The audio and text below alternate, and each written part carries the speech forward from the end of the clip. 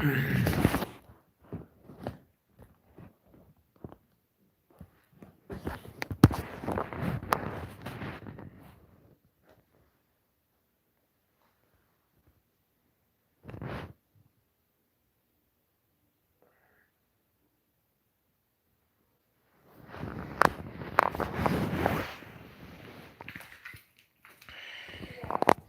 I'm live. What's up?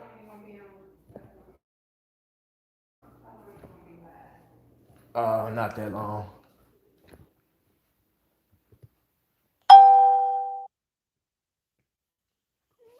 What's going on, everybody?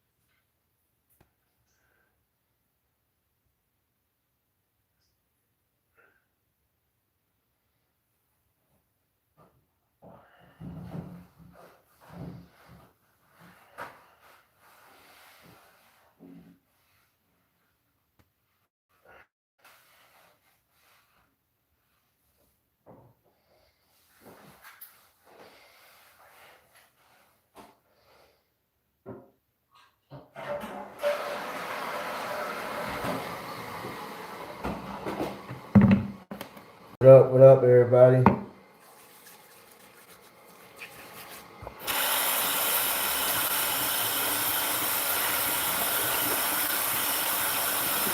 Got 9 people in the building. Go ahead and hit that like button for me.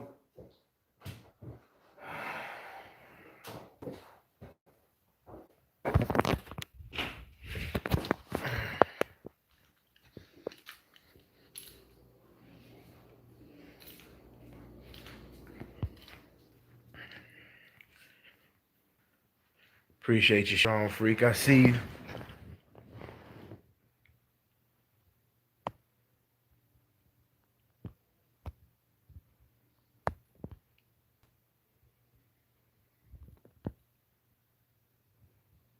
I see you, Larry Young, man.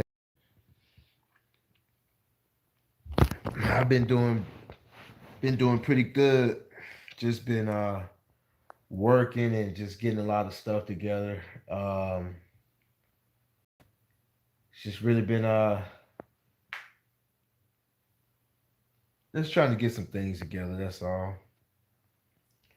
Um, been putting in some work. The usual. But like right now, I'm just kicking back, relaxing. Just been watching a little TV. Get enough people on. Let some more people hop on, then I'll get started. But what I'm gonna be talking about today is like going through the no's to get to the yeses.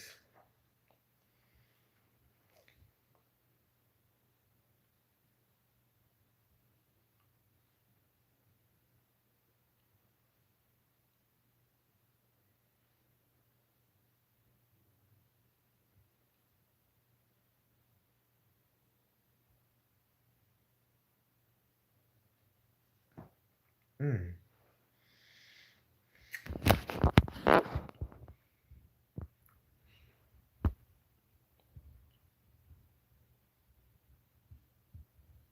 Troy Lynch, I see you. Jose, what's going on, man? I'm good.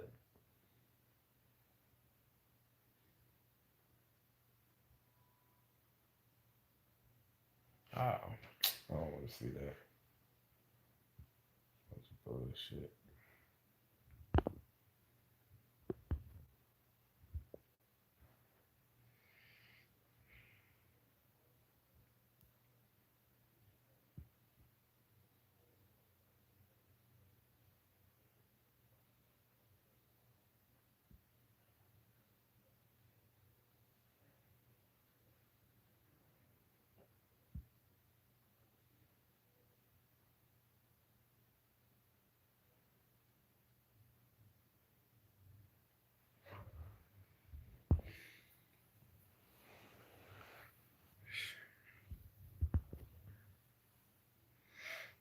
How's everybody doing? What y'all been up to?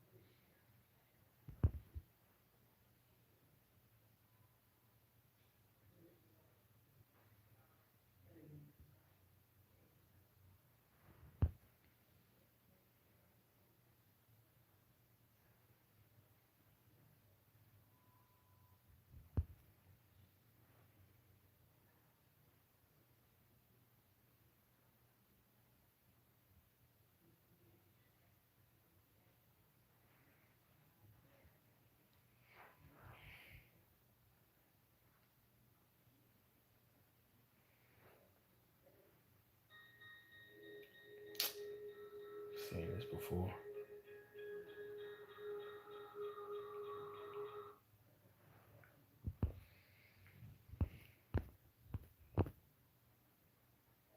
Well, you know what? Let me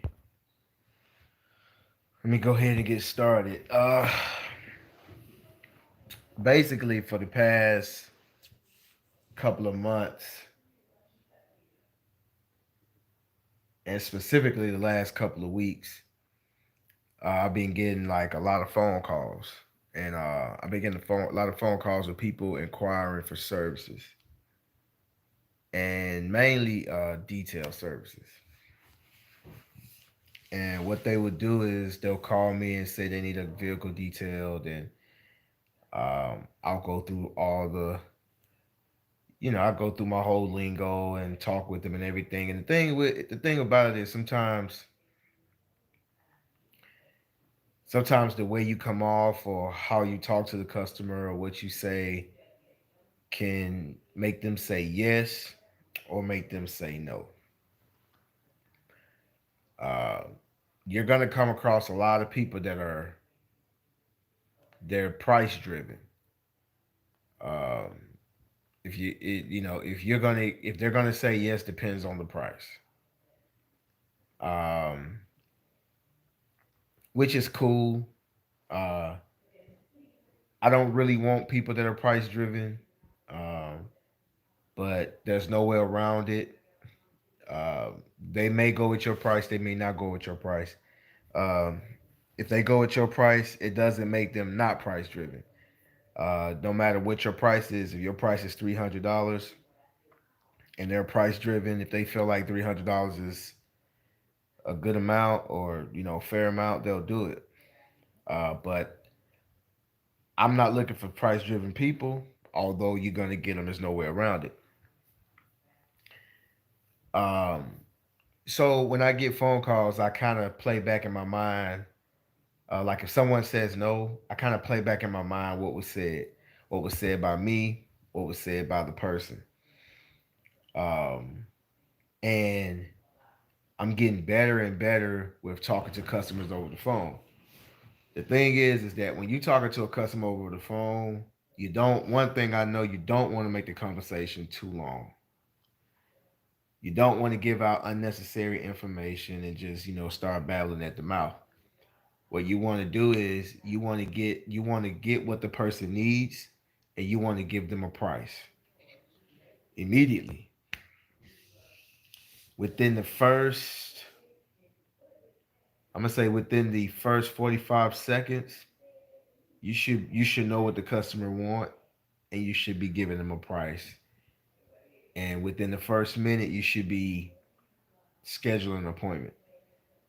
Um, so I've been getting better and better. I remember when I first started years ago, if someone would call me, I mean, I would make the conversation too long. I'll be saying stuff that don't matter, running my mouth. They'll call me and say, I need a car detailed. And, me being all caught up in this detailer and car washing type thing, I would be like, well, when you say detail, what do you mean by that? And then the person be like, well, I just wanted cleaned up, vacuum wiped down. Oh well, that's a car wash. Just stupid stuff like that. And I started to realize that people don't want to be lectured or or educated on detailing versus car washing. Like the customers really don't care about it to that level. Um, I mean, you can educate someone, but you got to know when to do it, and it just depends. Now, if they start asking you questions, they want to go more in detail about stuff, then you can then you can start educating. You know, I just try to keep it short and simple. So let's say if one calls me and they say, "Hey, I need a detail," I no longer say, "What do you mean by detail?" What I do is if they want to, what I try to get them to say if they want a car wash or a detail, what I do is I say, okay, um, what exactly do you need? And then right after I say that, I give them the option. You see, so now I'm controlling the conversation. You want to be able to control the conversation. So what I do is I say, okay, you want a detail. So what exactly do you need? Does the car? And now I'm giving them options. So I'm asking them a question, and then I'm giving them options like multiple choice. So I say, do you need any waxing, shampooing? Do you got any scratches that you want to get removed? Is there a stain or something in the vehicle that's bothering you? And sometimes they say, yeah, I need the whole thing, or I need some waxing, or I got some scratches, or I need shampooing. They say that. Okay, now that they've said that, now I have an idea of what packages that I can give them. So now I say, okay, I give them another multiple choice. I say, okay, cool. See, now you control everything. I have a few options for you. Okay, the option that I recommend for you, let's say, if I asked them the question, what do you need? Do you need any shampooing, waxing, or anything like that? And it was like, yeah, I want the whole thing. I need some waxing, some shampoo, and everything. And then I'll say, okay, I have a package that'll be perfect with. This is what I recommend. Is the full detail. And then I tell them the full detail is one. Let's say the detail is $200. So I said the full detail is $200. Let me tell you what it includes. Then I tell them what the detail includes, and then they may say, uh, well, that's a little too high, and I'll be like, okay, fine. There's another package that you can go with. You can go with the interior detail with the wash, or you can go in the exterior detail. I give them other packages that will give them the result closer to the result that they want. And then once you give them all that, they can make a decision. Then I book the appointment or I'm off the phone. I already know when someone is really saying no is when they don't want to make a definite appointment. That's a no. If like I usually tell them for me to know someone's serious, what I do is I'll say, hey, text me your address and the description of the vehicle when we get off the phone. You can text it to the same number that you call, and some of them wouldn't text it. That's how I know they're not serious. Because if you tell them like as soon as you hang up, text it to me, please. They won't text it, and I don't follow up either. Uh, but the thing is that in this business, you're gonna go through a lot of no's. Especially when you raise your prices. I've noticed that I used to get a lot of yeses because I would get a lot of yeses because my prices were cheap. I'm talking about back then. I was doing 20, 30. $30 for just a wipe down, a vac, and a wash, and I was charging like 20, $30 or somewhere around there, and hardly anybody was saying no. I was getting booked. I wasn't making no money. I was doing a lot of cars. If y'all go back to those videos back in like 2016, um, 2015, 2016, if you go look at those videos back then when I was doing detailing, I wasn't making a lot of money doing those cars. But what it did do for me is it got me a lot of experience, and I started learning how to deal with people. So the thing is that once I raised my prices, I started getting, some no's. Some people will say, some people just flat out and say, "Oh no, I'm not going to pay that," or "That's too much." Or they will say, one lady told me, "I understand you got to make your money. That just I can't afford that," and she drove away. And I respected her for that. I respected that. Sometimes people will see you, and it's a car wash. Even at the end of the day, the masses at the end of the day, um, they look at this as a car wash, man. Like, we're the only ones, people like us, people that's in this industry that watch all the videos, that go, have all that are on all the Facebook groups that are like into this detailing industry and want to learn. And we're the only ones that know the difference between this and that, paint correction and detailing, and all this type of stuff. We're the only ones that are into that. The rest of the world don't care, man. And you have to know that if you want to be in business, you have to understand it's not about how you think it should be. It's about how it is. It's about reality. And they don't care about that. So at the end of the day, when you out there, I don't care if you buffing the car, I don't care if you're doing paint correction. If they see water, if they see soap, if they see those tires shining, it's a car wash to them at the end of the day. And please don't get offended when people say, wash my car, this or that. Don't get offended. They just want the car clean. And at the end of the day, we're just cleaning vehicles. But anyway, but as I started raising my prices, I started getting no's, and I can just tell when people are on this note and they're not interested anymore. Like when you give them that price, you can see it in their face.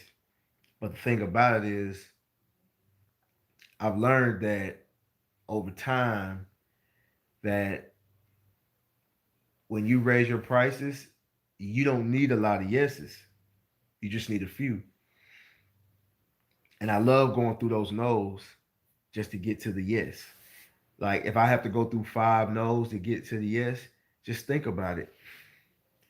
When I was charging uh 20, $30 for, like, I was charging like $30, anywhere from 20 to $30 for a maintenance detail, which is just a simple wipe down of everything, uh, a vac and a wash. And basically, it's basically just a car wash, but it's a glorified car wash because it's kind of like a detail car wash where I actually, like, I pay a little extra attention. I get up under the seat. I get in between the cracks and crevices. I'm gonna do more than a car wash would do, but it's just a glorified car wash. But I call it a maintenance detail. And right now it says 65, and I've been thinking about raising it again. Uh, but the thing is that what I started to understand about raising my prices is that when I would go through those no's and I get that one yes pay for all my no's when I was charging the cheaper rate. So now I'm making more money and doing less work. The thing is that at one point I wanted everything. I wanted everybody. I wanted everybody to say yes. If nobody got a detail from me, I was pissed off. I not really pissed off, but kind of disappointed and late and let down. Like, I'll be like, dang, somebody, when I was charging 20, $30, and people at that point was like, that was too high. They were like, oh no, like, that was too high for them. And it got to a point where, I used to be like, man, I'm not gonna raise my prices. I'm gonna keep them right here.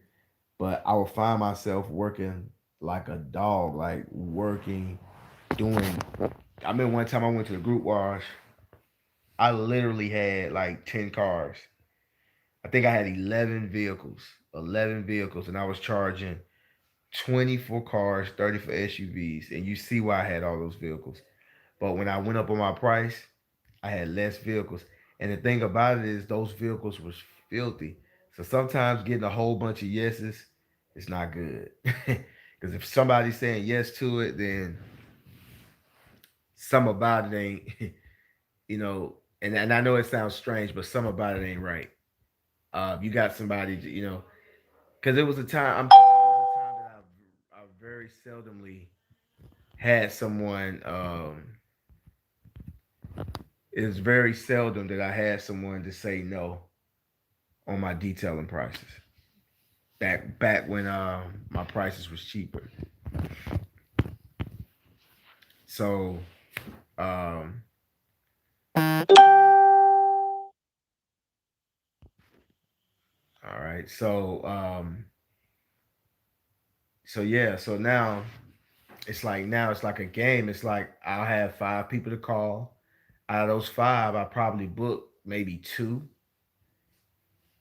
And like I said again, you know, for me, I'll get one, full detail. And the thing about it, it's easier for me to sell a full detail over the phone for somebody who's never met me or never seen me.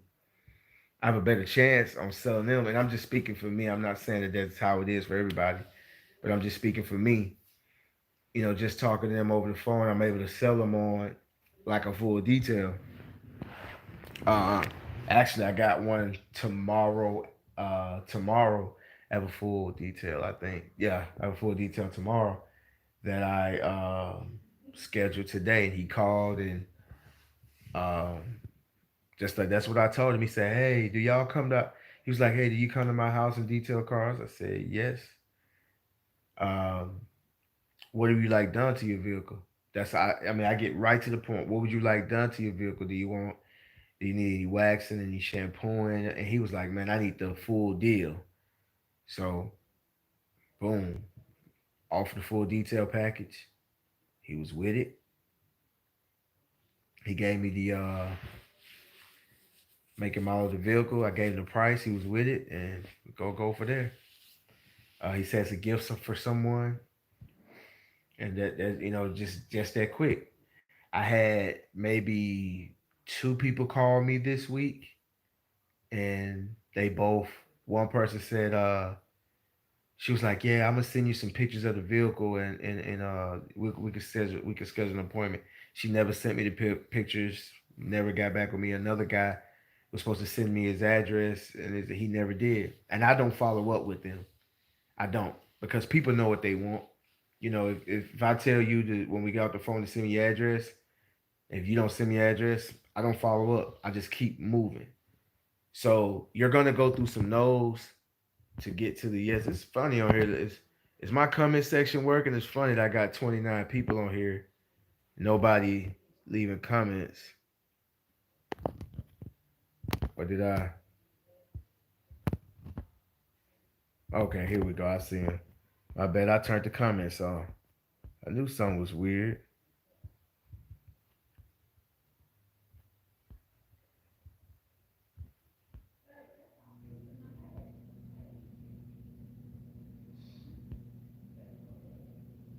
This year has been busier than last, even with the rain in March.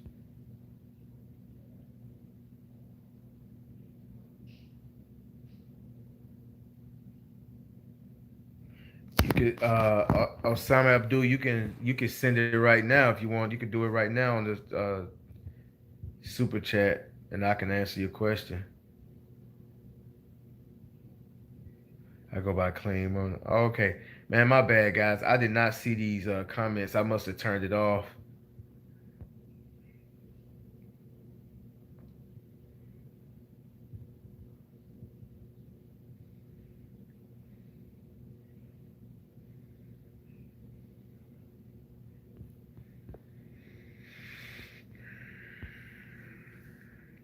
Okay. Oh, the setup. I'm just getting started with it. I'm just getting everything in. Like, I still gotta get like the lead hose for my pressure washer reel. Um, I still have to get the a bed cover. It's just a lot of little things I gotta get, but I'm finna start putting it together. Um, the thing is that every time I start to put it together, because when I'm putting it together, I'm gonna be down for a couple of days on the detailing. What I want to do is get everything that I'm gonna need to be able to get it to work and do it. Hurry up and do it in one day. So I don't want to miss any details. That's the thing, but I might have to. Just being realistic about it. Last week was my busiest week ever. 2 full details. That's awesome, man. Look at a camper. Oh, that's great. I go by Clean on the New Wave Facebook group. Okay, I see you, Jose. Clean Mobile Auto Detailing. Okay.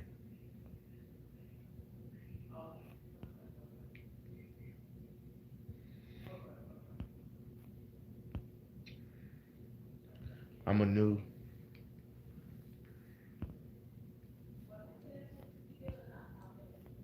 Man, Cali, not so much rain. Part time.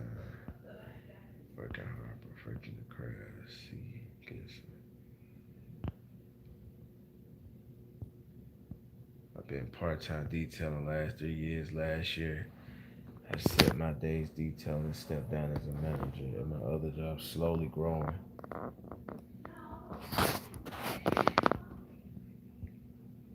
Z Custom, what's going on?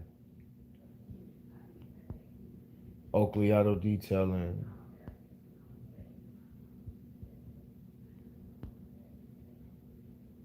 Tips on wipe down and get out of there. Any advice on equipment for a startup? It's hard for me. LOL, I always want to go the extra mile. Yeah, it's hard for you want to go the extra mile. Well, yeah, you'll figure it out sooner or later.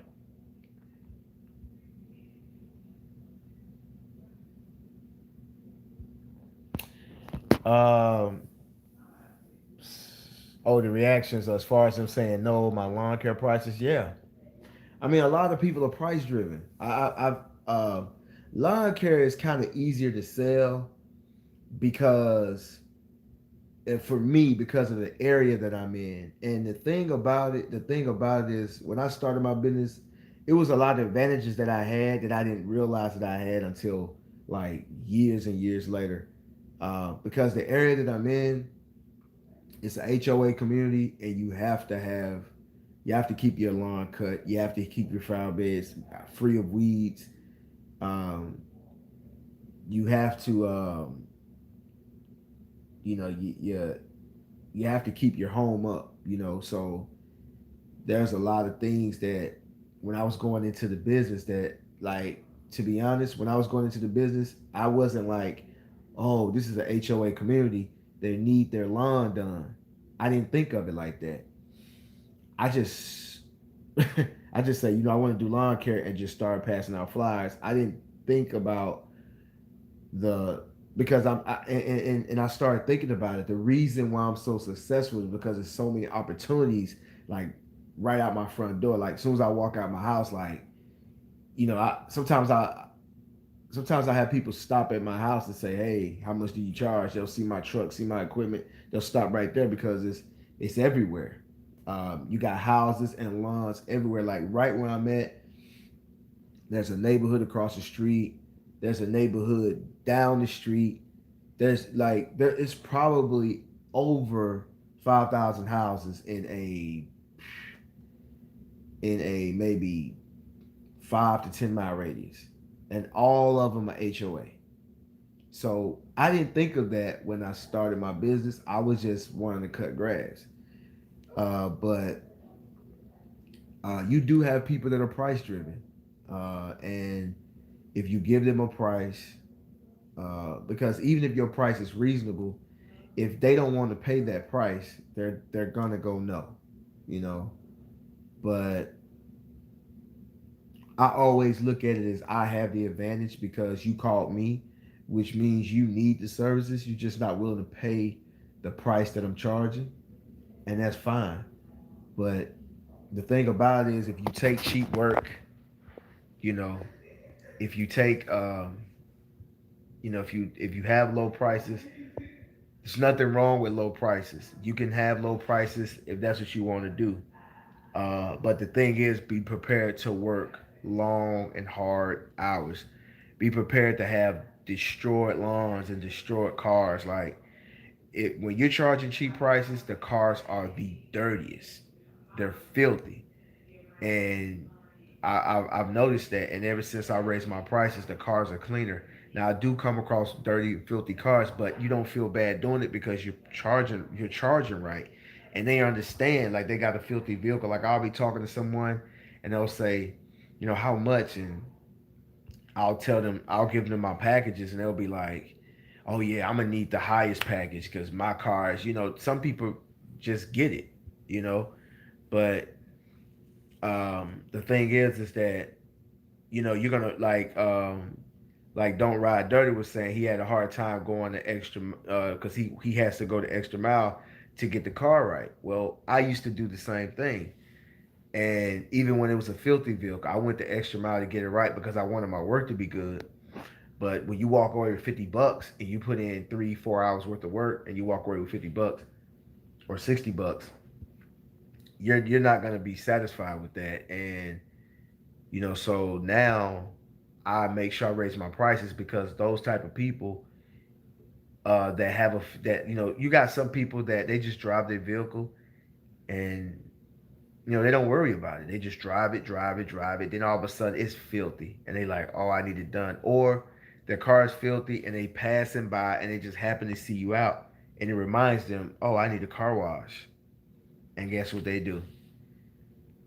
Guess what they do? They pull up, yo, how much? And if your price is cheap, oh, you do the inside too? And you looking in their car and you see cigarette ashes and butts, you see stains everywhere, the car smells, and they looking at you like, oh, come on, can you do it right now? Like, man, I'm not doing that no more. Like, I put my work in. I'm not doing it no more. So when I raise my prices, instead of getting a yes every time, I'm going through no's and getting through the yes, and that one yes will pay for the no's. You know, that one yes will pay for the no's if I was charging a price that the no's will say yes to. I hope I didn't confuse y'all. Exactly. Some cars take too long to wash because they never been washed. Exactly. It's hard for me just to do a wipe down always. Okay, I already read that. I've thought about carpet cleaning. Yeah, I was looking at your Google reviews and you have a perfect 5 ratio with 90 reviews, which is unheard of. Give us an insight on getting those reviews and does it make phone ring too much? Yes. I'm glad you asked that question. That is a good question. The Google reviews. This is what I do. Now, the reason why I have all those reviews and I have all the 5 stars is because those reviews come from my clients. Those reviews come from my clients and my customers. A lot of those customers and clients are long-time customers, and some of them are no longer my clients. Either they moved, or I've had a lot of clients that were women. They got married, and the husband took over the lawn care duties. But a lot of those people are people that I've probably done one time. Not a lot, but a few of those people are people that I probably did 1 or 2 times. It was a detail. And then some of them I've been doing it from years. Like I said, I put in a lot of work over the years. So when I first started my Google page, what I did was I text all those people and I said, hey, I have a Google page. Can you please leave me reviews? I even sent people, I even sent the thing to people that I used to do their yard, from 2012 up until like 2016, and then they moved, and I still got their contact information to my phone, so I send it to them. And what happens is, when people are looking at you, when people are a lot of people go to you, I mean, a lot of people go to Google, and they type in lawn care or this by me, and all those reviews are real. Those are real people. Like I don't pay for reviews. I don't have friends that's doing it for me. Like all those reviews are real. So what I did was, like I said, I just text everybody that I knew. So I think I probably got like maybe 40 or 50 off that. And then the rest of them was probably, I probably got more than that from that. And then the rest of them was like, let's say if somebody called me and I go do their car. When I do their car, especially the people that was excited, like, oh my God, look at the car. Oh, they'd be so excited. Those the people I say, leave me a review. Leave me a review. Leave me a review. And I don't tell them what to say. I don't tell them what to leave. And they do it. Some people, so you got to think about it. If you ask 10 people, if you ask 10 people, you're going to have some people that's not going to do it. You're going to have some people that's not going to do it. And that's fine. I don't get mad, but what it does do is when people, it does make your phone ring a little more because your Google works off traffic, and Google also works off, just like if you go type in Michael, if you go to your Google search and you type up Michael, there's a good chance it's gonna try to spell the rest of it out for you. It's gonna say Jordan or Tyson or Jackson and stuff like that. So uh, what it does is it does make your phone ring more because when people are leaving those reviews, it's activity on your page. Also with the SEO, which is search engine optimization, what it does is Google searches for anything that's A&A. So what it does is say, okay, that's the same person. It takes that information and it makes your awareness grow on the internet. It looks and say, oh, that's a Facebook page. It pulls that. Oh, he has YouTube. It pulls that in. So if somebody types in A&A, if you type in A&A professional services, one of the first things that's going to pop up is my Google page, then probably Facebook, then YouTube and stuff like that. So what it does is it gives that person other things to look at. And when they're going to different platforms and seeing that, okay, he has the videos. Oh, he has a website. Oh yeah, I got my website will pop up. So he has this, he has that, and then it makes you look more legit. So what happens is that person's want to call you because you have good reviews. You can have a few bad ones in there, and if you still got a good rating with a lot of reviews.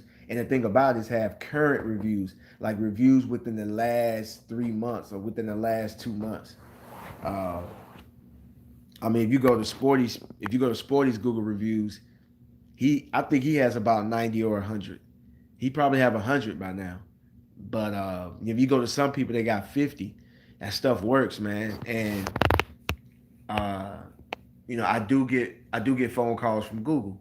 I mean, from people who find me on Google, and that's what people are doing.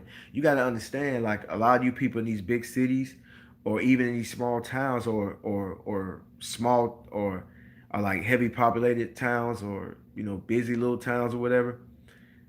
People are Googling. They go and say lawn care service near me, and what they're doing is they're the first one. You're gonna have one that's going to pop up. Sometimes people run ads. I hardly run ads on Google, but I need to. But what it does is, uh, whoever paid for an ad, they may pop up first. Then it goes in order. It may go in order by location and things like that. So if anybody in my area, looks me up on Google, looks up lawn service near me, I'm gonna be in the first page. I'm gonna be probably in the first three, or maybe the first five, or maybe the first 10. And what they're doing is now you looking at 10 people. So okay, which one I'm gonna pick? So they're gonna start with the first one and look and see. If the page is vague and doesn't have a lot going on, they'll be like, okay, I don't know what's going on. They may go to the next one. They go to his page. He has some bad reviews. You go to another page. Oh man, this man has all good reviews.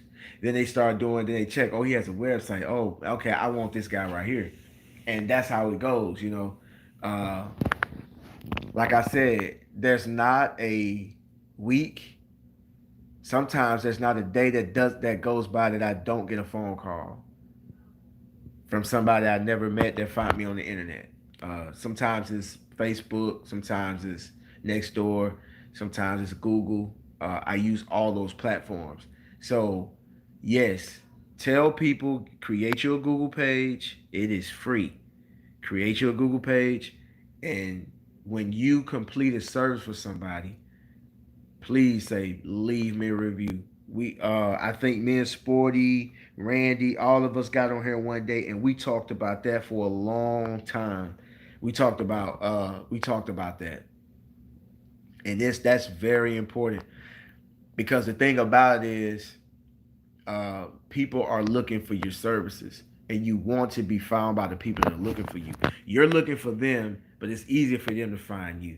You're trying to look for hundreds of people to advertise to, and they're looking for a few people that are doing detail. It's easy for them to find you. So be able to be found.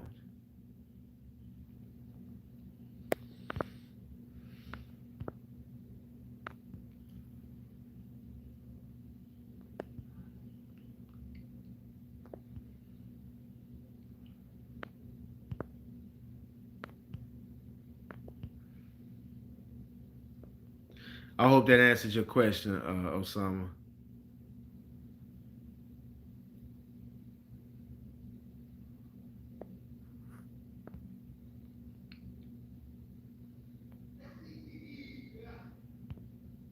Right. One yes to pay for all the no's.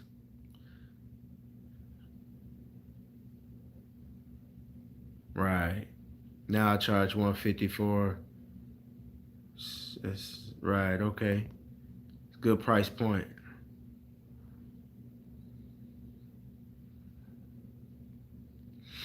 Yeah, you know what? I had a customer tell me that. I think for some reason they was saying that I remember reading on my Google saying that the coronavirus, like there may be certain things that don't work on the page because of the coronavirus. I guess they short staffed because of the virus, and I don't know. But I had somebody told me to leave a review and it didn't come up either, and that was maybe about a month ago. They won't show up to the COVID. Right, right, right. Yeah, I've heard that. I saw that. It's written on there. If you look at it, if you go to your app, your Google My Business app, if you go to that, you'll see it on there. It's saying something like all things from that work or something like that because of COVID-19.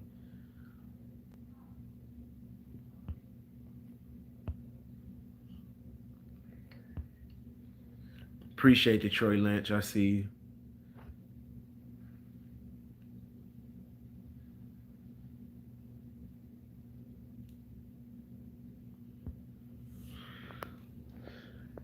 Yeah, don't rely on just word of mouth though.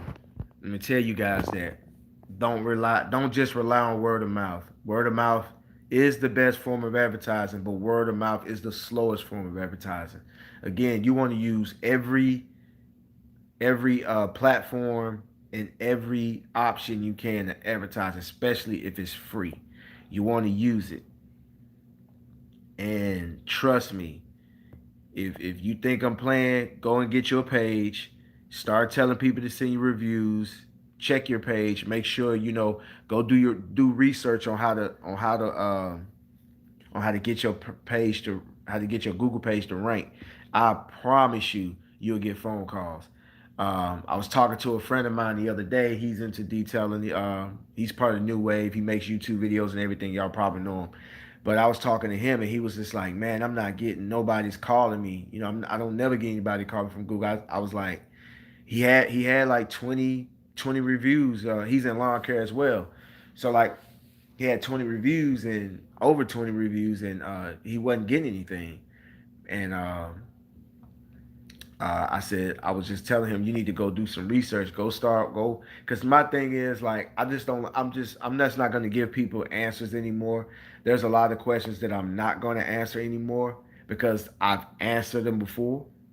I answered them 100 times. If you go back to my old videos, I've answered them 1,000 times. I'm not going to answer anymore.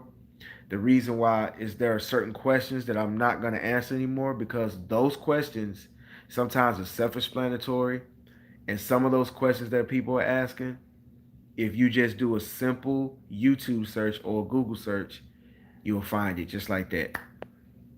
And just read, you'll find it just like that. So the thing is that if you want me to answer a certain question, and thank you for the donation, Abdul. Like I would have answered that question without you paying, but certain questions, uh, you know, I'm gonna have to get paid for. If it's a question that you can do for yourself and you don't feel like doing it, you're gonna have to pay me for to answer that question because people hit my DMs up so much. And the thing is I'm not trying to make money off asking questions, but if you're going to waste my time and ask me something that you can do on your own, and you're gonna have to pay me for it. And the thing is that you're gonna retain that information because you paid for it. If I give you this stuff for free, you know how it is about free stuff. You don't value it. Just look at public schools. Public schools are free. You got some parents that don't care what their kids are doing because it's free. But if they was in private school and those parents was paying thousands of dollars a month for them to go to school, oh, they'll be making sure they get their work. You get what I'm saying? So the thing is that a lot of these questions and a lot of this stuff, like I'm just not gonna just give y'all answers like that. I'm not doing that anymore. Thing is, I'll tell you where to go, and I'll tell you where to go and get it, and I'm gonna teach you how to research. And if you don't want it, if you don't like it, if you don't like that, oh well, figure it out on your own. Because it's not fair. I'm looking at it like, okay, I've done all this research, I've done all this work. You ask me a one sentence question that I have to answer with a paragraph. It just don't seem fair. So, and it's not helping me. It's not helping me, and it's not helping you because what happens is, oh, I can just text A&A or DM A&A, he'll give me the answer. So I'm just gonna keep doing that, and I'm not gonna learn nothing on my own. Then what if A&A just stop answering his phone and stop answering his DMs? Then what you gonna do then? So that's the thing, man. I've learned a lot by trust me. I've learned a lot by trial and error.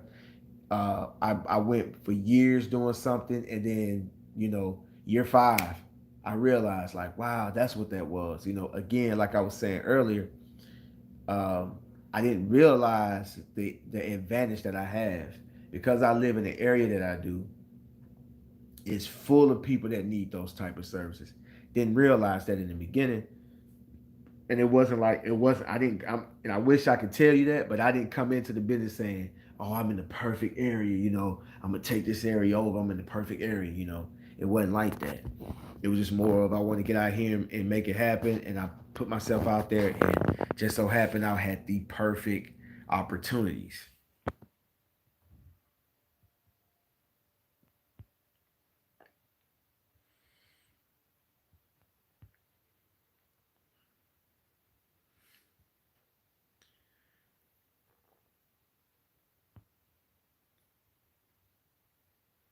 Billy and Ferrari guys don't find guys details on Google. Hey, yeah, but how many people gonna detail? But the thing is that we're talking about everyday people. We're talking about the guy with the Honda.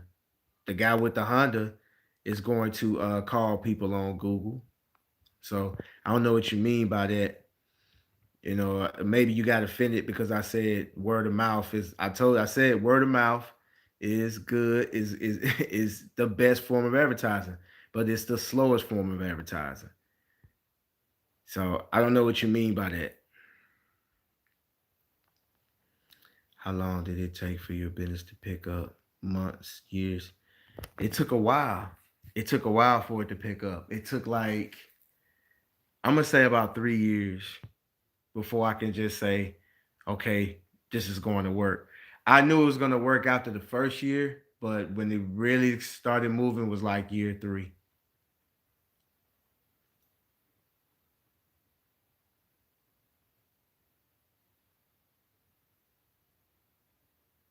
Right.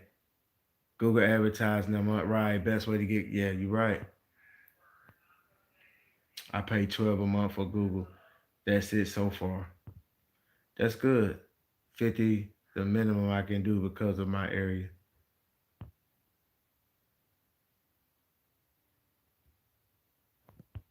I have to agree. Your info is top flight. And you deserve to get paid for it. I appreciate you, man. Seems like you're not generally happy for helping up and coming detailers. No, listen. Let me tell you something, Raymond. Let me tell you something. You go back and watch my videos. Go back and watch my videos. See, the thing is that y'all trying to make something out of something I didn't say. My thing is that I'm not gonna give you answers that you can go look up for yourself. And I think I explained myself. Well, I don't think I know I explained myself. So, I'm not giving you the answers. If that's the way you was taught, I'm sorry. If that's the way you was brought up, I'm sorry. I'm not gonna give you answers. If some people get on here and ask me, yo, how do I get customers and clients? I got if these people that's been on here been watching me for years, I got videos saying how to find customers and clients. Go to YouTube, Google it. You don't have to watch my video. You can watch somebody else's video. There's thousands of videos on how to get customers and clients, but yet people still ask you that question. The thing is that I'm not going to answer that question because it's redundant. I answered it 1,000 times. I'm not going to answer the question. So if that's how y'all feel, that's you. I'm good. Yeah, A&A has helped me out a lot for free. The people that's been following me, because this person named Raymond, this is the first time I ever seen you on here. So you probably just saw the live button and you hopped on. But go back. I got 500 videos and all of them are informative. Go back and look.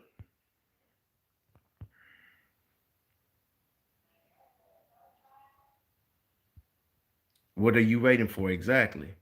It's nice to have him on the chat, but the videos really say it all. Exactly.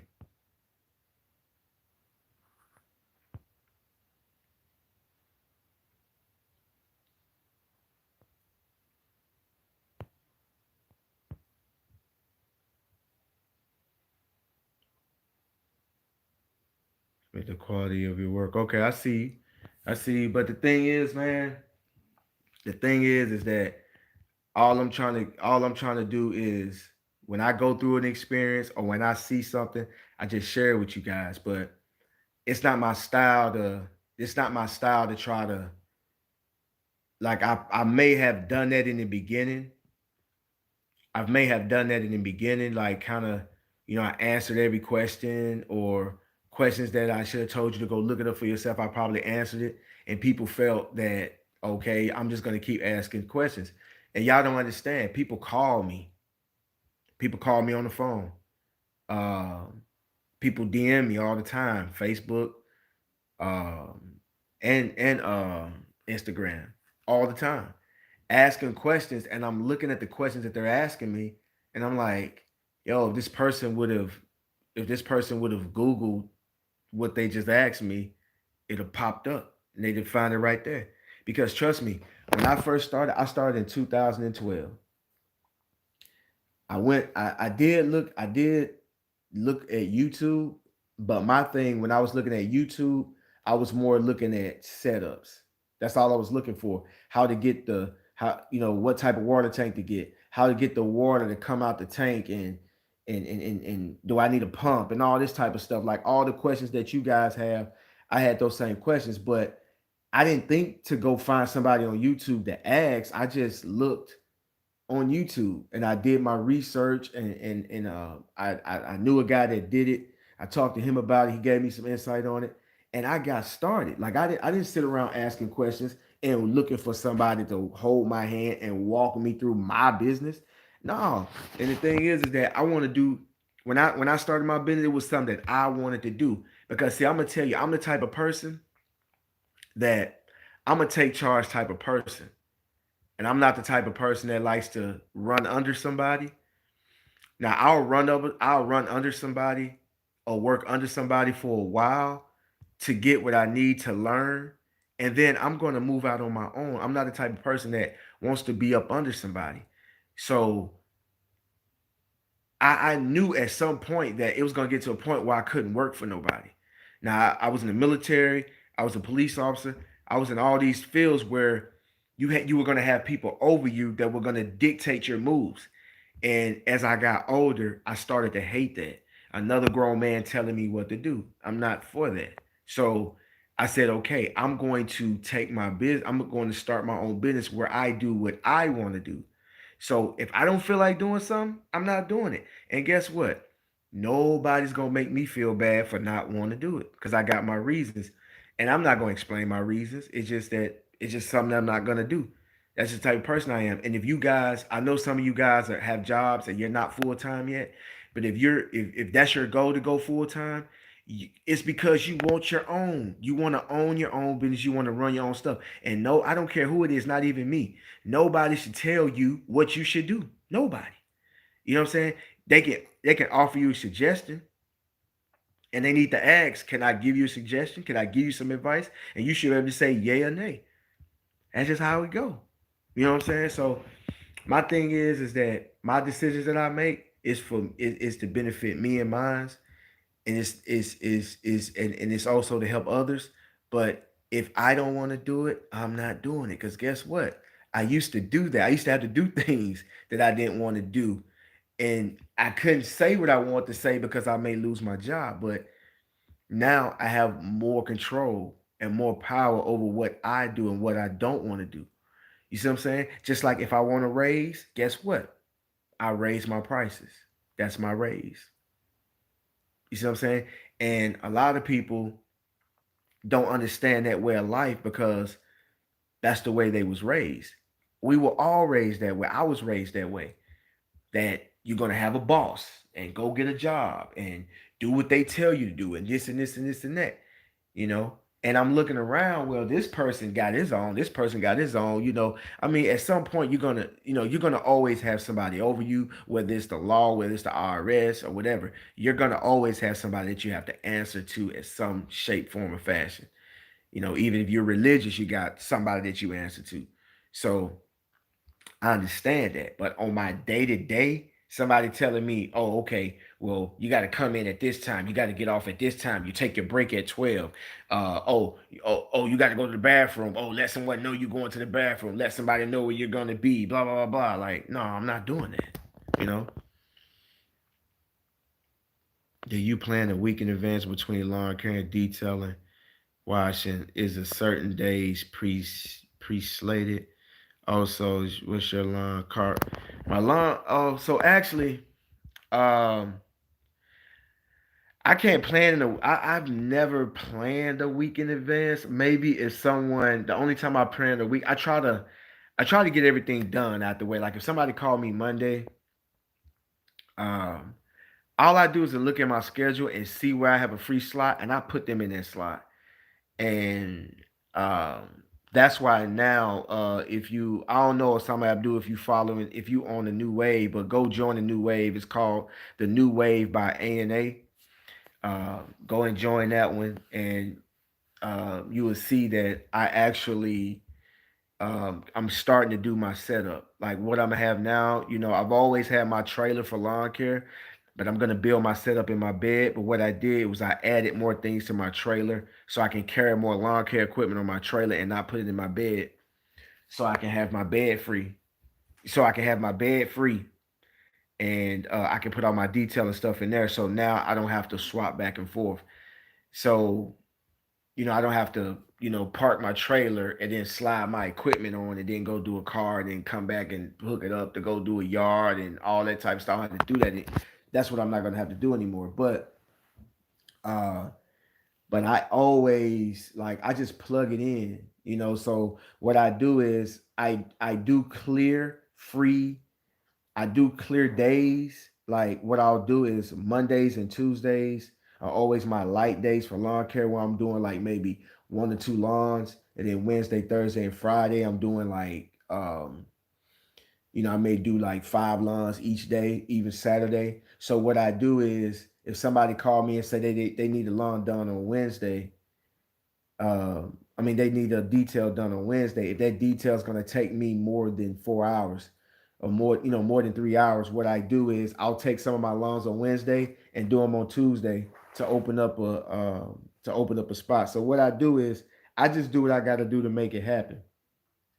Uh, but now with but uh probably sometime in the middle of the season, I may stack my Mondays and Tuesdays and start leaving my weekends a little open, but I do have days that I leave open so I can move things around if I have to. And that's been working good for me right now. My lawn care to detail ratio is, the thing about it is it's probably like 70, it's probably like 70-30, and 70, um, it's either 60-40 or 70-30. I'm gonna lean more towards 70-30. I haven't added it up and looked at it to give you like a good number, but I'm gonna say 70-30, and this 70 is gonna be the lawn care.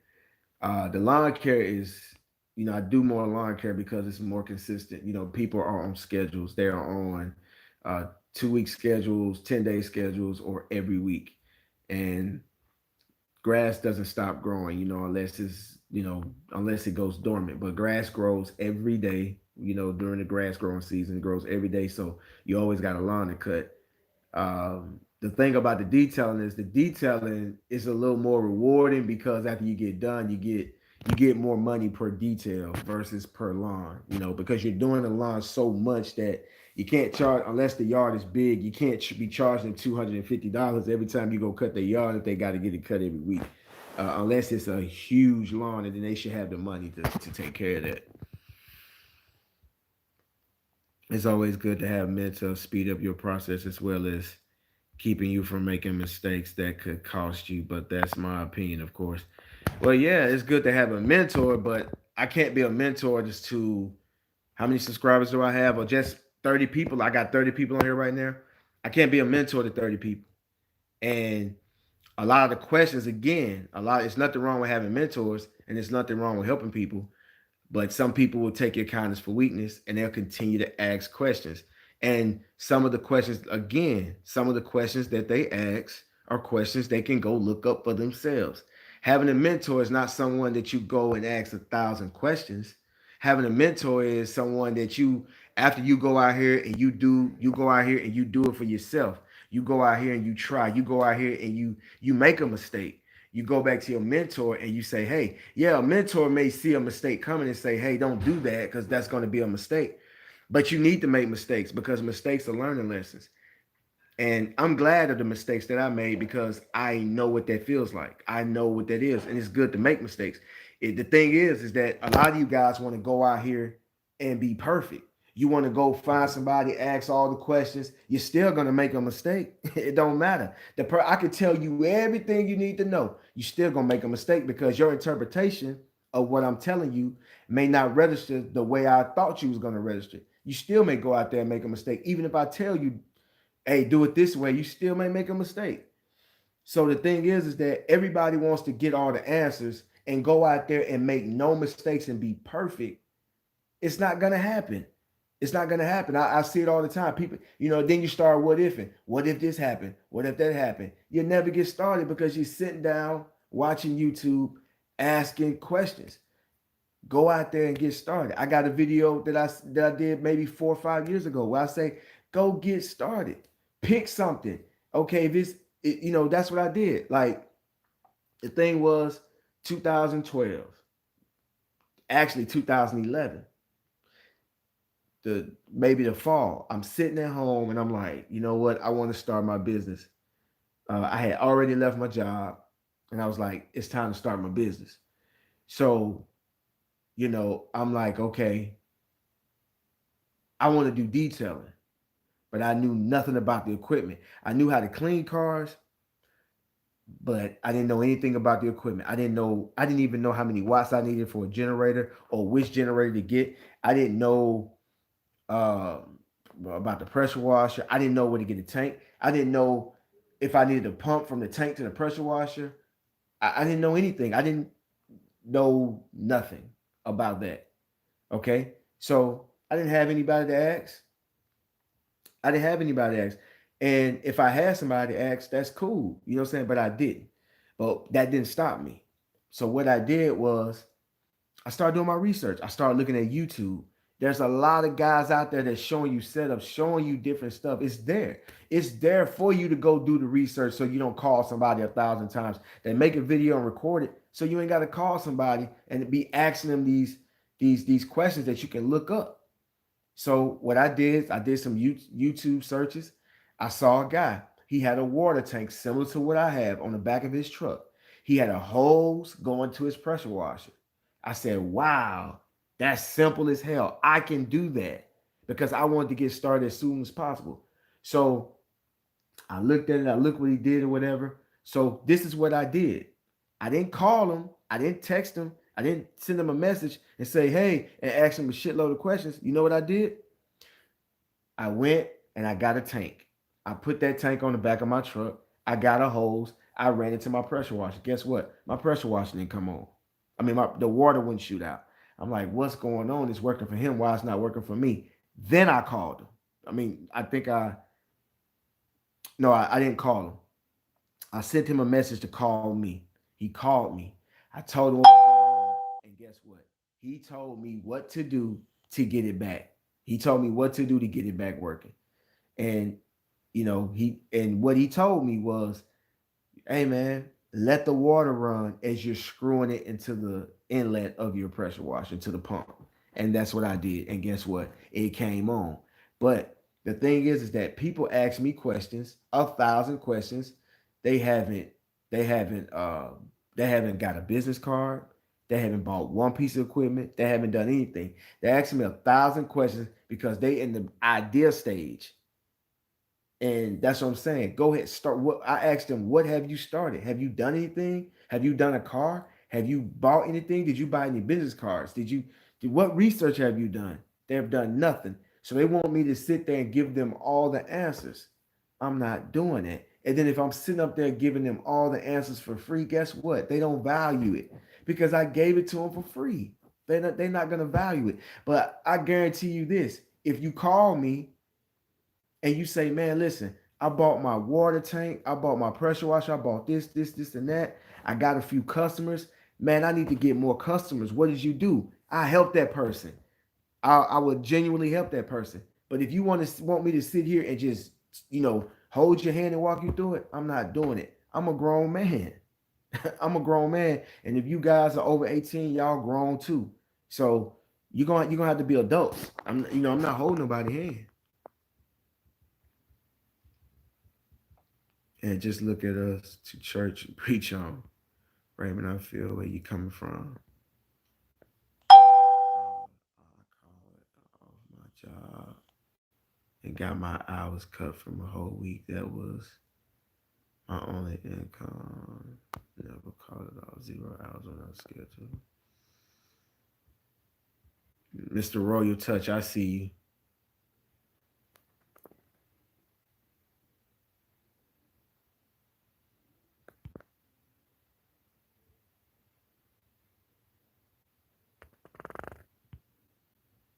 I see you, Aaron. Appreciate you.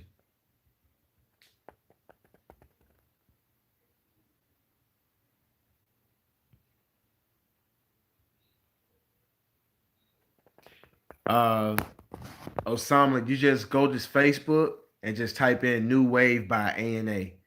And you're gonna see the New Wave logo, and you're gonna see the ANA logo in the middle of that. And then you just it's just gonna ask you a question on why do you want to join, and I'll approve everybody that requests.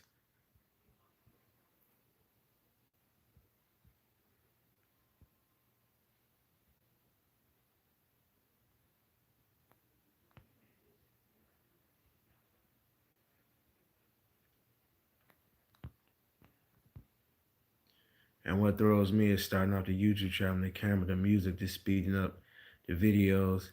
Right, but here's the thing. There are a lot of the thing is there are a lot of videos out there on YouTube that shows you how you can make YouTube videos, the software. I had a guy that's been asking me, not me, but he's asked me, he's asked several people about how do you put music on a video. They've been asking that question. I don't answer the question. You know why I don't answer the question? Because first of all, I don't know what software you got. And if you got a software, I only use one software. So I wouldn't even know how to tell you to do it on your software. Which means is that you need to get you some software and do the research on the software. Because trust me, they have YouTube videos on all softwares that are used to make videos. Go do your research. That's the thing. Do your research. That's all I can tell you. That's the best advice I can give you is do your research. And then when you go, and then if you have a mentor or if you ask someone a question, man, they'll be willing to help you if they see you helping yourself. That's how it is. But the thing is, like, I'm gonna tell you, like, my own family members, my own sister, my own brothers, you know what I'm saying? My own cousins. I'm not helping them if they're sitting on their butt. I'm not. It's not fair. I'm not gonna work harder for you than you gonna do for yourself. I'm not doing it. But again, people been asking questions about YouTube videos to me, and they ask me how do you put music on there. You do it through software, but I can't tell you how to do it because I only use one software. I don't know other software, so there's no way I can tell you how to put music on there. There's no way I can tell you. But if you have your own software, when you purchase it or when you got it for free, go watch a YouTube video on it. Just like I didn't know how to go live. You know, I have a software on my computer that I can go live on YouTube with. I had to do research. I had to actually go and look on YouTube to figure it out. You see what I'm saying? You think how y'all think I did this? I'm gonna tell you something. All the stuff that I do on YouTube and my detailing, 95% of it, I figured it out on my own by doing research and trial and error and making mistakes. So if you think you're gonna get out here and ask somebody 1,000 questions and not make no mistakes, you're going to make mistakes. And you should be ready to make mistakes. Because guess what? You get it out the way and you learn from it. You're gonna make a mistake. You know, it's just no way around it.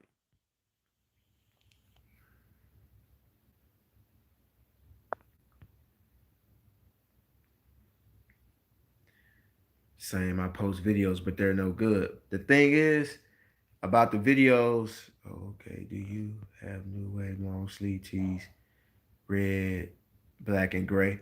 Yeah, just I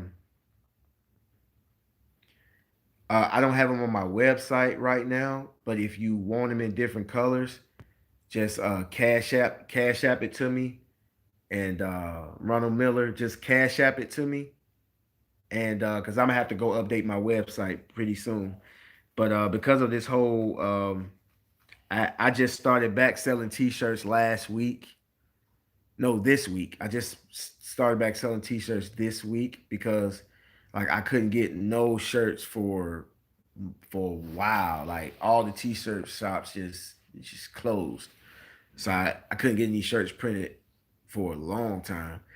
But I do have them. A long sleeve tee is 45. Just send me not 45. It's 40. Just cash app it to me. It's my cash app is going to be. Let me see. Can I type on here? I don't even know how to type, but let me see. I don't even know how to type on here, but my because YouTube updates this thing so much that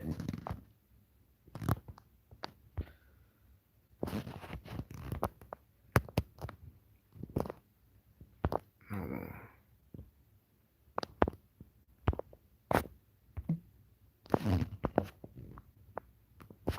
How you get this off of here?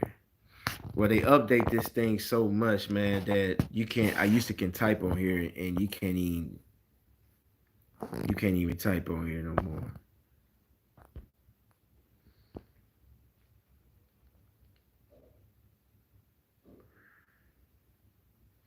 Right. You know, a lot of people they just want what they want, how they want it, and it just don't work that way.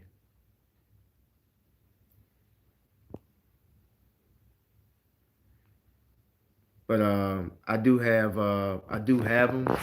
They're just not on my website. So but what you do, Ronald Miller, is contact me on my Facebook and I'll give you my Cash App and just send it there, and I'll send you a shirt out to I'll send out what's today? Today is Tuesday. I'll send you out a shirt. Matter of fact, I can send you out a shirt tomorrow. Tomorrow, Thursday. You should have it by the end of this week or the beginning of next week.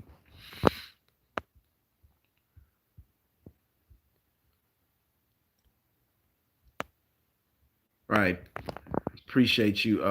What's that? A family enterprise. Yeah.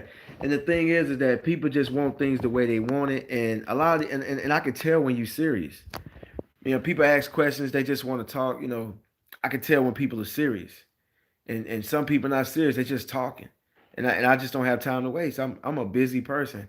I ain't got time to waste.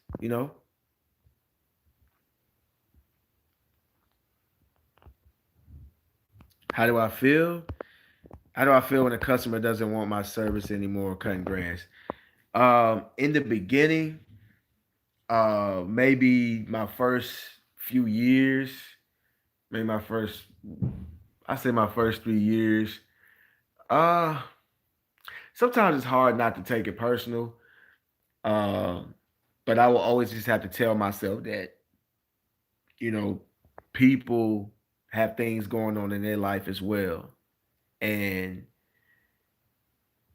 I try not to take it personal, but I did used to feel, some type of way when people would do that. Like, but it's going to happen. Uh, it's going to happen. I would love to have kept all the customers I've ever had and they never leave, but it's not going to happen. Some of them die. I've had them to pass away. I've had them to move. I've had them to get married, and because most of the customers were women, they get married. The husband takes on the lawn care duties. Uh, the thing is that I look at for opportunity. Now I look at it differently, and I was able to get to that point by experiencing that. So now I look at it like, you know what? When that leaves, when someone says they no longer need my services, or whether however it went down, whether they moved or whatever it is, I just look at it for a new opportunity to pick up someone else. And now it's an opportunity to do it differently, because at first you know, I would just get customers. Now, like, okay, this is an opportunity to get me a client, to get someone that um I'm gonna say, listen, I want to take care of your lawn. Like, if low hanging limbs, I can trim those for you. All this type of stuff, to where you paying me a monthly fee, and I make sure everything on your lawn gets taken care of. Let me try this with this new customer. Let me try that. Let me say, hey, I can do this. You just give me a monthly fee, and it'll take care of all of this. Let me try that. And that gives me an opportunity to try new ideas and to do new things. When you lose a customer, you lose a customer, that makes room for a new customer. And that's how I look at it now. And so now when it happens, I don't get offended at all. I don't like to hear it, because that means you losing something, especially if it was a good customer. Like, I've had, within the past 3 years, I've had like one or two good customers that moved, and I was just like, man, I thought I was really gonna miss y'all, because they was good people. I learned a lot from them. I enjoyed doing their lawn. They were excellent customers. Excellent clients. They would give me Christmas bonuses. They would do all type of stuff that they didn't even have to do. I got a lady right now. I've been doing her lawn for maybe I've been doing her lawn for a while. I started off just clearing leaves for them every year. Like, I'll go in their backyard, clear up leaves at the right before the season gets started. And they was like, hey, can her husband hurt his back, and I guess the doctor said that he should not do anything like that anymore, you know. And so they hired me to start doing their lawn, and I've been doing it ever since. This lady tips me. Um, she tips me like, how much does she tips me? She tips me like $10 every single time I do a yard. She's been tipping me so long that I be telling myself, did I tell you that was the price? Or you know, but she tips me every single time, $10. Every time. She gives me a Christmas bonus every year. She's a neighbor. She lives like maybe 6 or 7 houses down. She brought some food to the family the other day. Like her husband is in real estate. I talked to him about real estate. Like, so just think about it. Like, I would hate to see them go, but they just make room for somebody else to come in to have another experience. You see what I'm saying? So I don't look at it. I no longer look at it. You know, I no longer get offended or feel some type of way about it anymore. But I used to. I really did. Yeah, I watch other detailers videos. Not a lot. Not a lot. I don't. I from time to time I'll check in, but what's I try not to watch a lot of people that do the same thing that I do, because what'll happen is sometimes you'll get influenced and your videos may start mimicking their videos, consciously or unconsciously, so I try not to watch a lot of other detailers videos that do the same thing. It's just like when I was a cop, I didn't watch cops. There's something that I'm doing. But some of these detailers out here just have a unique way of doing things, and every now and again I do sit there and I watch their videos. But it's only a select few.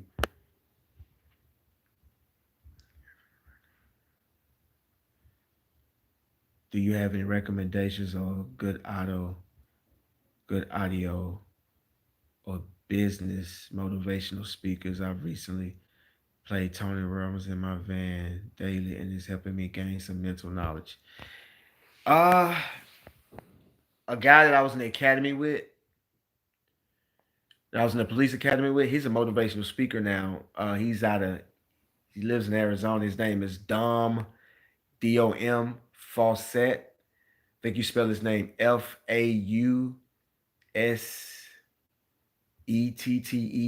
Dom Fawcett. He has a page on YouTube. It's called Think React Lead. He's a great motivational speaker. But I'm gonna tell you another thing that you guys should start doing. You should start reading books that are catered to people that are in business. They have every year or every so often, Warren Buffett and Bill Gates, and all those billionaires. They put out a list of books that they've read that year, or they read for the month or whatever. They put out a list or whatever, and what I do is I try to read what they're reading, because for you to make that type of money, uh, they're thinking on a totally different level.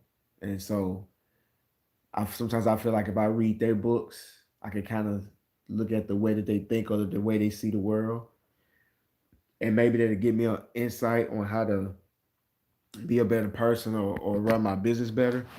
But I like to get audio books. The books I've been reading, is I've read the my one of my two favorite books for this month that I read was, uh and some of them I've read them before, and I just read them again, but I do the audio books.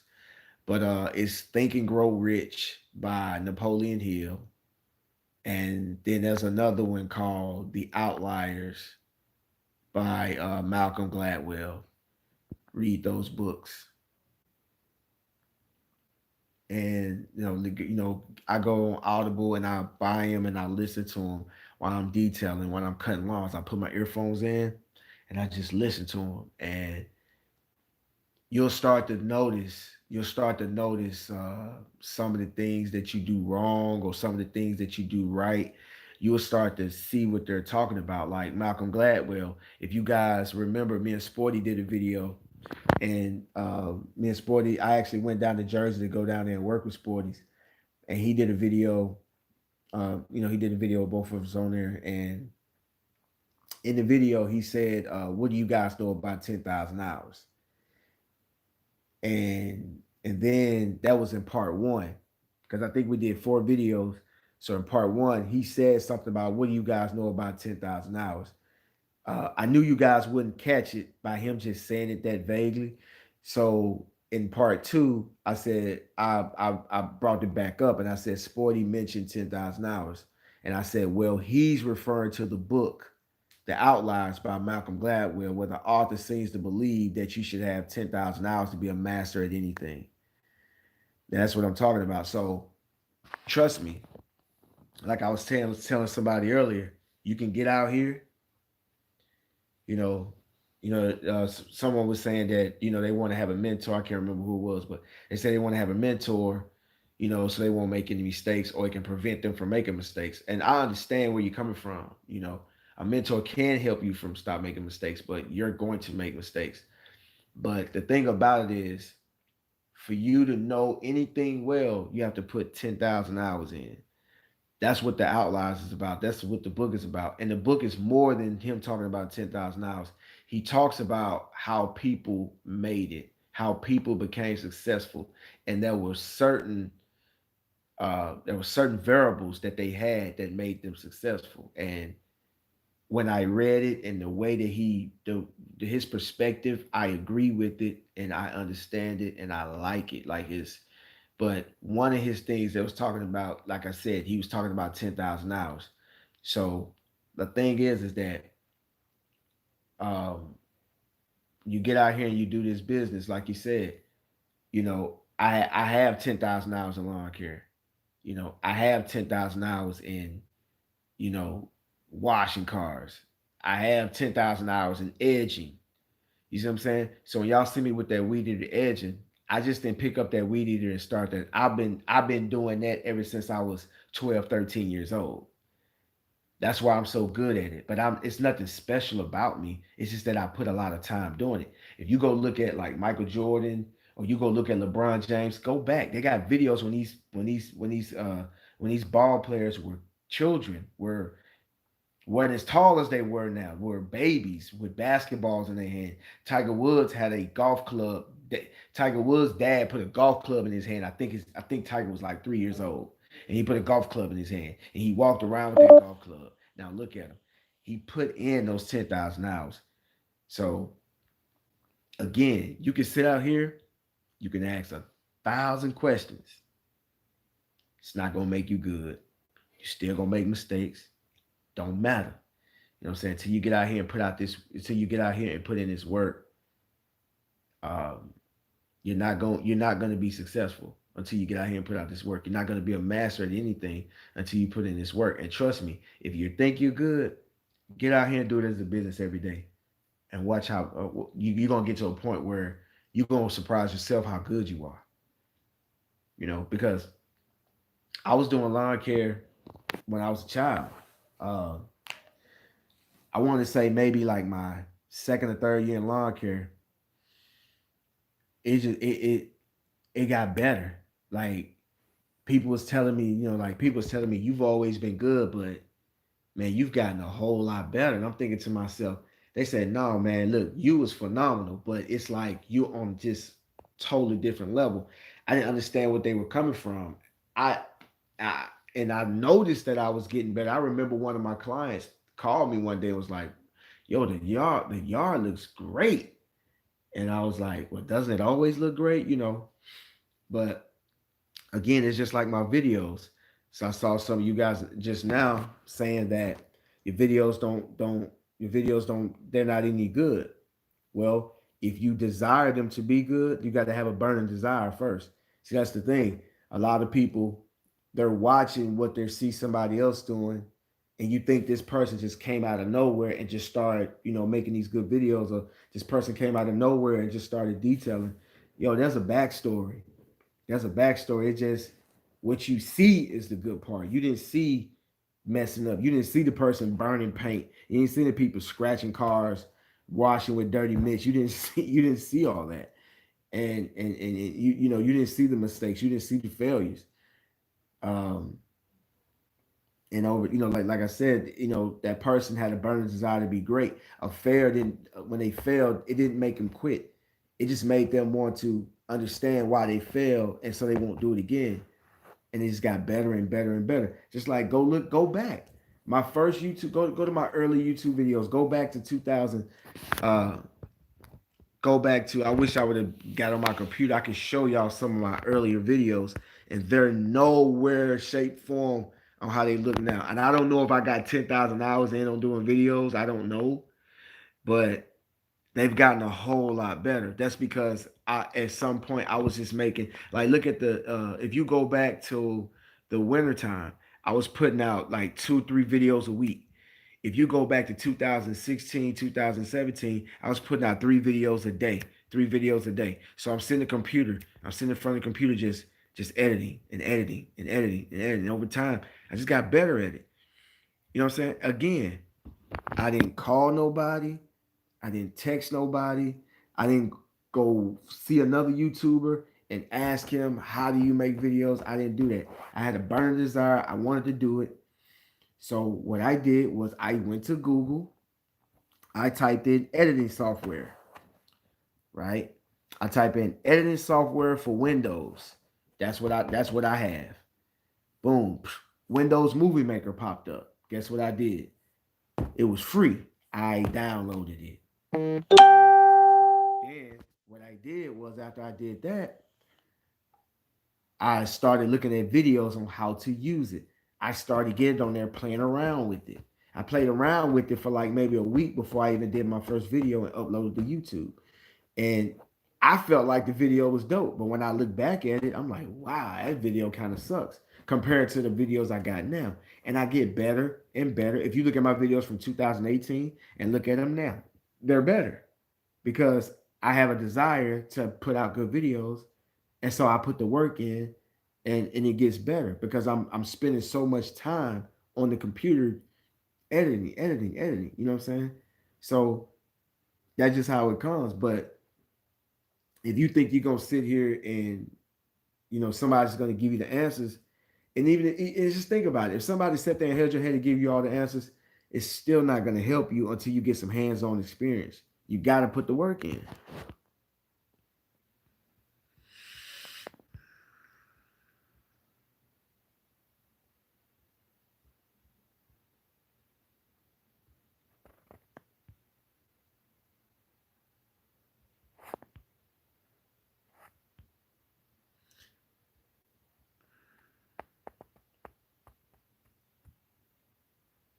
Right. I actually interviewed Miranda on my channel.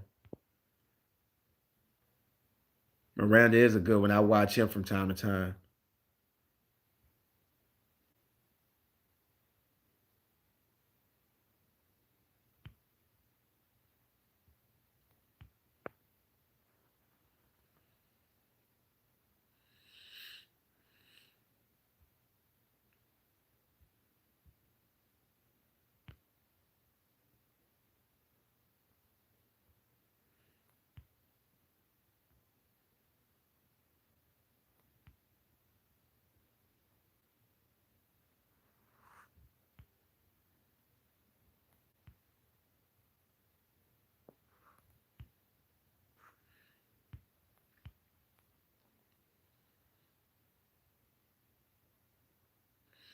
Right. There are hurdles and obstacles that we must overcome in the real world. Because trust me, man, like failure is just a lesson, man. That's all it is.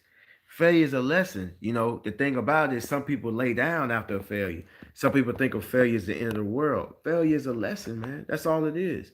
It's like, okay, I made a mistake. I'm not gonna do that again. Like I made mistakes like, dang, what was I thinking? And I just make the correction and keep moving. You say you want to run your own business.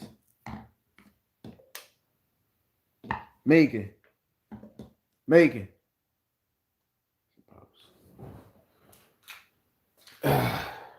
But you say you want to run your own business. You know what I'm saying? That's what, you want to be a boss. You want to be your own boss. And that's what bosses do.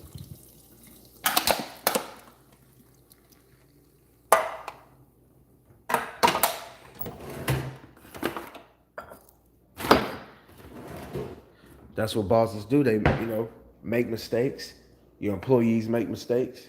if you're thinking about, make the necessary corrections and keep it moving, man. I had to put my mower in the shop, and I had to replace some transmission pulleys. Replace two transmission pulleys, and we changed my belt and everything like that. And that cost me 500. And my lawnmower was down for a few days. And like I know better. You know what I'm saying? Like some of that stuff I could have gotten it fixed a long time ago. But me just being me, saying I'll do it later, I'll do it later. Like I'm a big procrastinator. And I know that's something that I'm working on, that I've been working on for years. Like if I can put something off, most of the time I put it off, but I make a mental note not to put this stuff off. So now, knowing that I'm that type of person that like to put stuff off, like it's now I said, like I'm just gonna start buying, and I'm gonna buy two of everything. I'm gonna have another pressure washer, another mower. I already have like three weed eaters. Like I'm buying, I have an old mower that I used to have when I first started. I don't think you guys ever seen this mower in any of my videos, but what I'm gonna do is I'm actually gonna take that mower to the shop and get them to put a new engine on it and use that one as a backup. And so if my mower, I'm a type of person that like, you know, I wait till the last minute. You learn what type of person you are. You learn, you start to learn, like, and the thing is that I know the type of person that I am. So, I try to make the necessary adjustments, because I know that that's me. Sometimes I can't get past myself and so, steps. So that won't be, but I still puts it down. Like I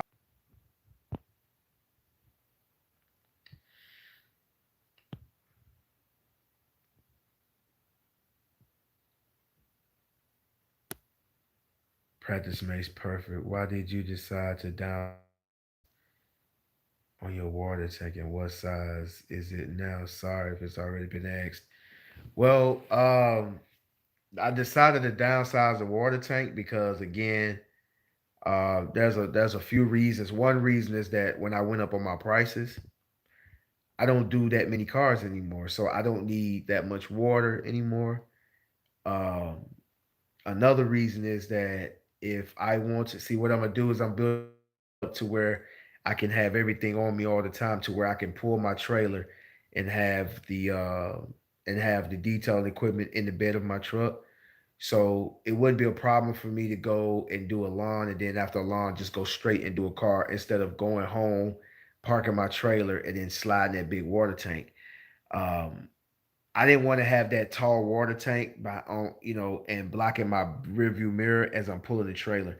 I like to have my rearview mirror clear so I can look back, especially when I'm backing up, and I can always look back and see what my equipment is doing.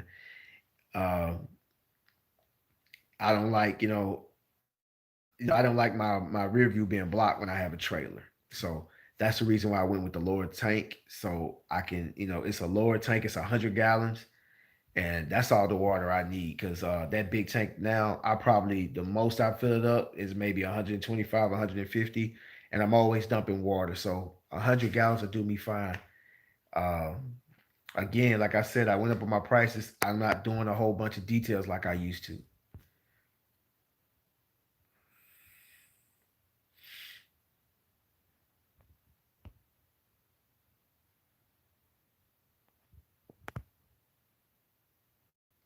MWHGMC, what's going on, man?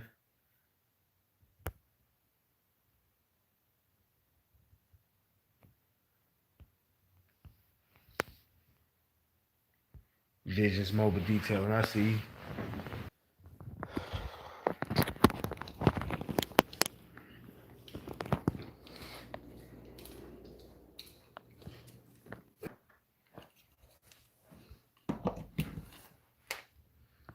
Oh, give me a second.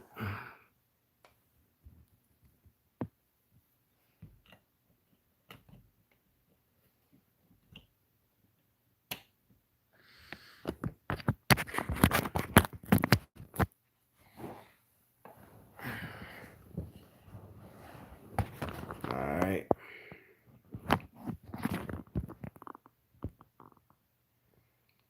I have a it's a low profile tank and it's made for trucks like mine. It's like 110 gallons or something like that, and pretty much that's all I need. Uh, my thing is that I'm not trying to, I'm not trying to do it. I'm not trying to do every car. I'm not trying to do every lawn. You know, I want to pick specific. Sorry about that. I want to pick specific. Have specific lawns or cars that I do or clients, and I can go like I want to get to the point. I remember I was talking to Miranda, and he was saying that he's trying to get to the point where he just does one car a week. He's just wanted to do one car a week, and I was just like, wow. And the thing is that when people say stuff like whether I agree with it or not, I don't. My thing is when someone says something, I listen to them. I don't ever try to oppose them or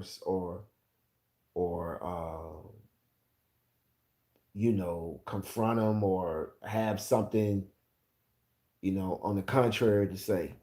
Like I don't I used to do that when I was younger. I don't do that anymore because let me tell you, when you do that, when you're quick to disagree with someone, what it does is it puts the person on the defensive, and it makes they put them guard up, and then now it's a competition. Now it's a competition on um, who can out talk the next person, or who can The thing is that if someone because me, I don't like when I say something and somebody has to try to say the opposite of what I said, because trust me, I can read between the lines. Some people will have a comment or say something like that, and I know what they're getting at.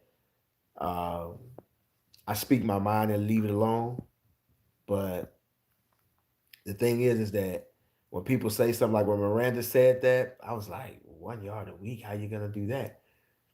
But uh, I just asked some questions about it. I just get him to talk about it and break it down and just try to get understanding. My thing is I'm always trying to get understanding on what a person is saying rather than tell them I disagree with it. Because I want to know why you thinking like that. How you going to get to work? What's your plan? You know, but if he pulls it off, just imagine how many people are going to try to do that. You know, so you miss out on a lot of information when you go against someone.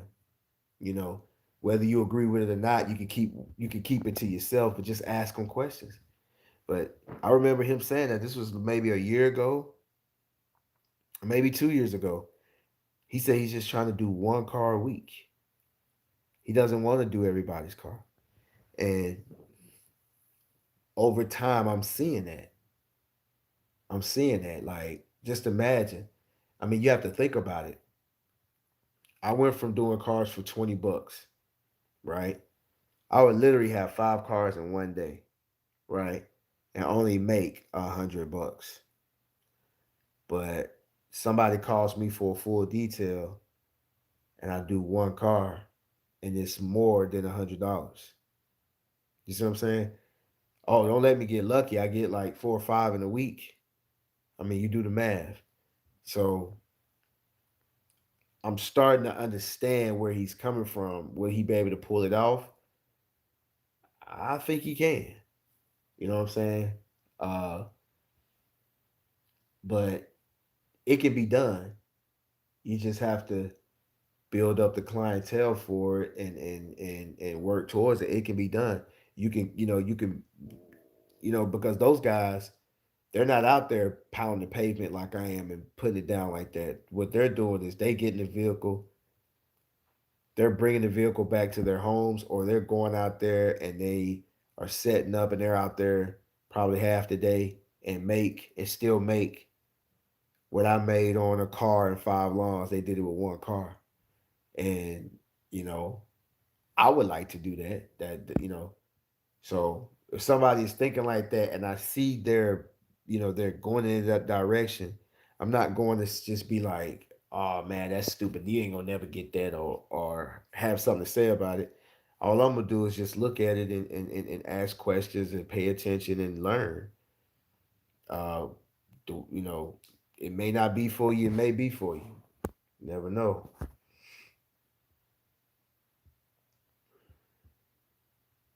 Hey, a client just gave me a frame star. He came through. Okay.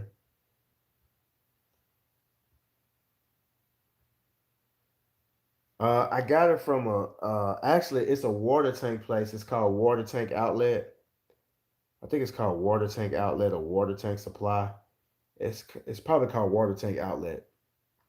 But they have a warehouse in Mississippi. It's like maybe 3 hours from me, and I went online to order it, but the shipping was so high.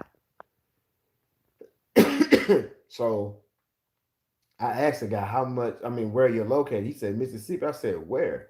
He gave me the address. I look. I said, yo, that's like 3 hours. I said, look, can I if I order it, can I come pick it up? He said, yeah. I ordered over the phone. I went out there and picked it up.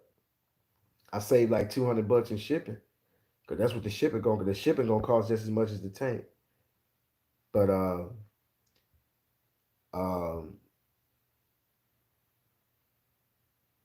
was that Pastor? Was that Pastor Mosley? No, Pastor Metley. I'm sorry. Um, the thing you're gonna find out about these water tanks um, and the question that you're asking, um, the question that you're asking, you're gonna figure that question out over time. But I will tell you this: it all depends. 100 gallons can last you. It can last you for 10 cars. It can last you for three. It can last you for five. It all boils down to your pressure washer. Your pressure washer is gonna have it's gonna have a number and it's gonna have some letters behind it. Uh, you're gonna see 2500 psi or 3100 psi or 4000 psi. Well, you also have another one that has a number and a series of letters, which is gonna be like 2.8 GPM, 3.0 GPM. Well, the GPM is gallons per minute. The pressure washer is that means that every time you hold that trigger, if you hold that trigger for a minute, that's how many gallons is going to come out that nozzle.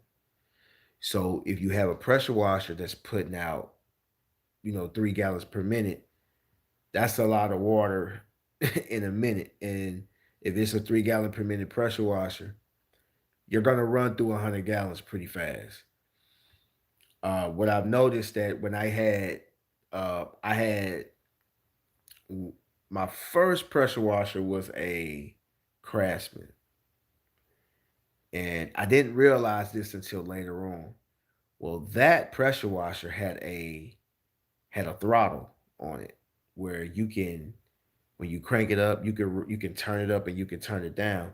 Now, what that did was that lesson that you can raise it all the way to the max, and it's going to be at its highest gallons per minute, or you could put it halfway and it's putting out half that. 100 gallons used to last me to 3 cars. Now, I didn't have a lot of that cut down my psi, but if you got the right chemicals and you got the right stuff, you're not gonna have to use a lot of psi. You're not gonna have to use a but some cars you're gonna need more gallons per minute to rinse. So I will tell you that it depends on your pressure washer. So if you got a 100 gallon tank and you're running a 4,000 psi pressure washer that's putting out 4 gallons per minute, you're gonna go through 100 gallons quick. Um, what a lot of people are doing is they're buying those cat pumps where they can adjust the gallons per minute, they can adjust the psi, and you can dial it down to maybe 2 gallons per minute or 1.5 per minute, and you can go 100 gallons can last you 6, 7, 8, maybe 10 cars. Just depends.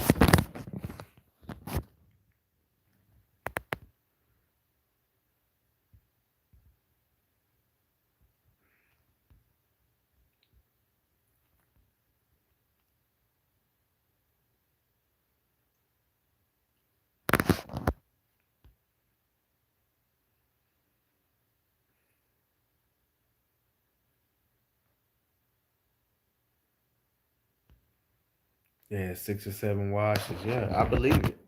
I believe it. It just depends, but like that the gallons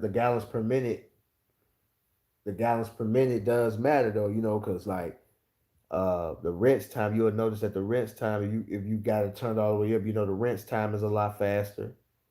Uh, but man, who really cares about rinse time? You know. But I rather lower my PS. I mean, I rather lower the PSIs and everything, and use that way. That way, I can make like he said, you can make uh 10 gallons last.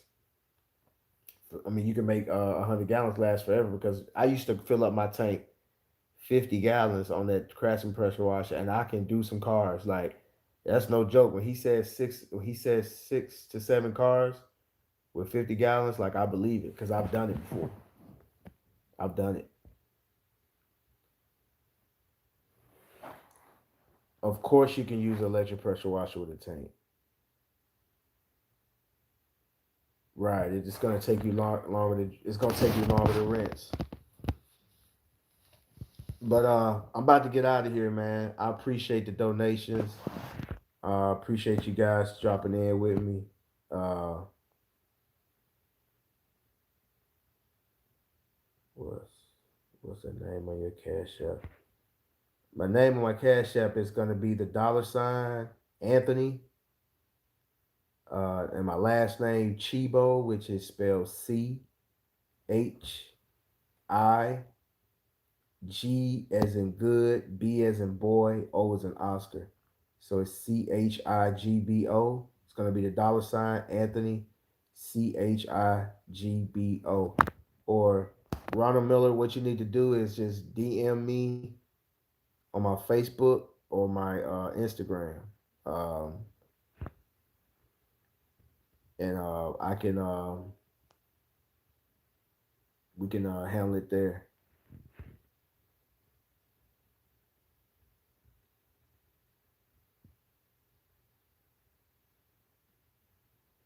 If you only wash cars you detailed on a weekly, you can definitely do 20 with 100 gallons. Yeah, I believe it.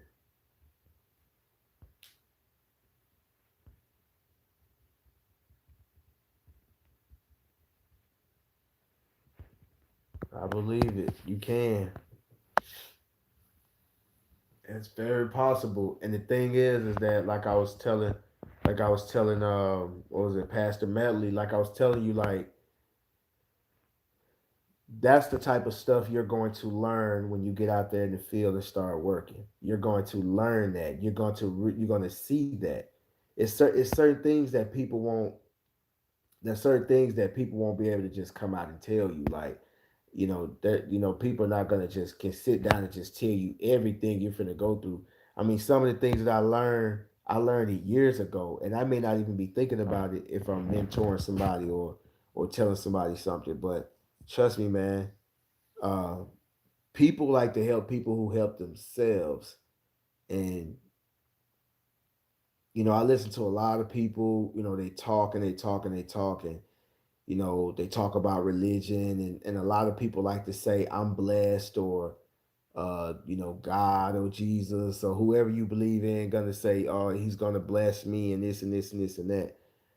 But I mean, you could be good and you can live, you can be good and don't bother anybody and just be a good person. But if you don't work, you're still gonna be poor. I mean, if you don't put no work in, you won't be blessed. It's just that simple. You can be a good person, don't bother nobody, don't steal, don't cheat, don't do anything, and that's all you're gonna be. A broke person that's good, don't cheat, don't steal, good to everybody. That's all it's gonna be. You gotta put the work in. You gotta put the work in. It ain't no way around it. It ain't no way around it. You got to start from somewhere. You're gonna be in a situation you don't want to be. You're gonna be in a situation that you're in, and you're gonna be looking. I want to be there. You're always, you're never going to be able to start and walk out the door and be perfect. It's not going to happen.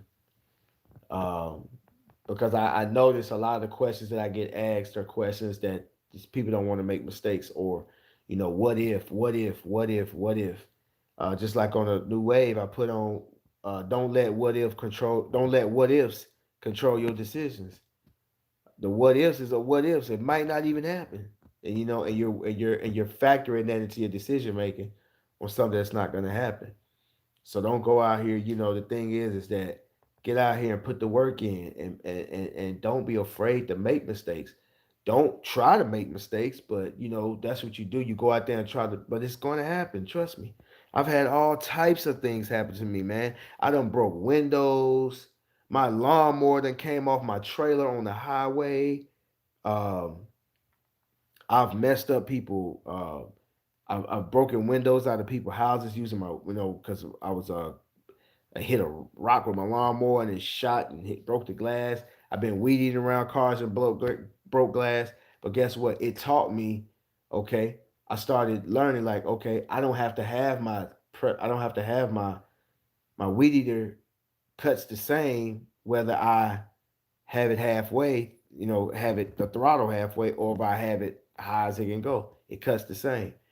So when I get closer to a car, I can lessen my RPMs. I can, go down on the throttle and just go lightly. And if a rock does fly, it doesn't have it don't have enough momentum to even fly as high as to go to a window. Or if it does, when it hits, it's not going to break it.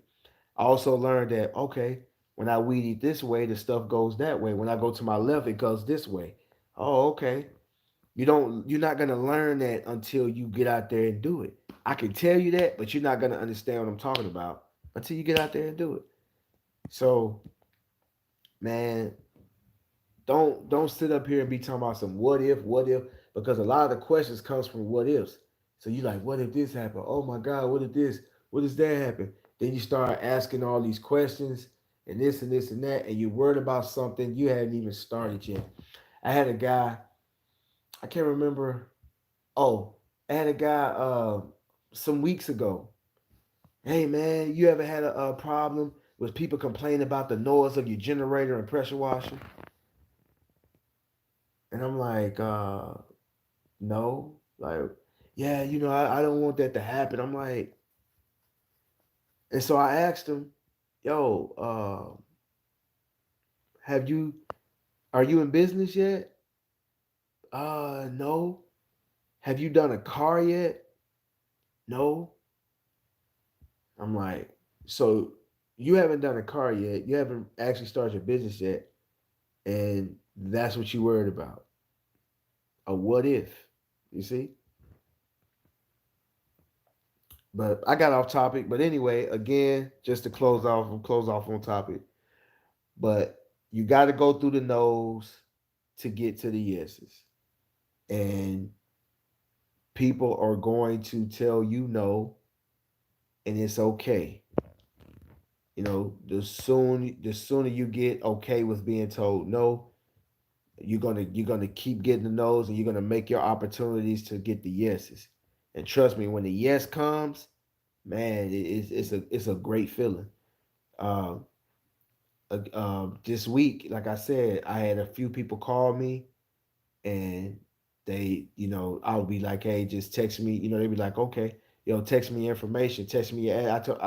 A guy called me the other day. He wanted detail, and I told him, I gave him my options, and I said, which one do you want? And he was like, it don't matter. That's how I knew, like, okay, it just certain things you're gonna learn over time. You're gonna learn about your customers. You're gonna learn who's really saying no. You're gonna learn. And so, uh, but he didn't. I said, hey, okay. I told him, well, I recommend this package, this and that. And I said, we can set up an appointment when you're available. And he said, well, I can be available Tuesday. I'm like, okay, cool. Just text me your information, and I'll see you then. Never text me his information. And again, I'm not gonna follow up. And I had a few of those this week. I had maybe like two or three who did that. But then I had someone who called today, and it was a yes. You see?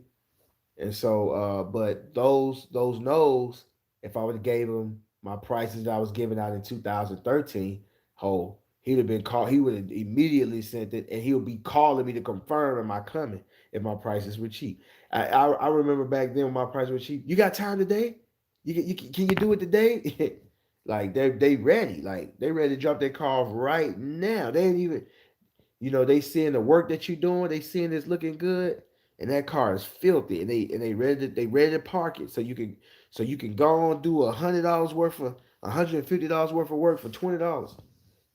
Because just like Don't Ride Dirty said, he can't help himself.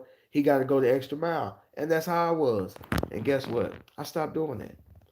Thing is, if somebody has a dirty vehicle and they try to get a maintenance package, I'm gonna stop them right there and say, "Hey, now this package right here is not gonna remove any stains. It's a simple wipe down.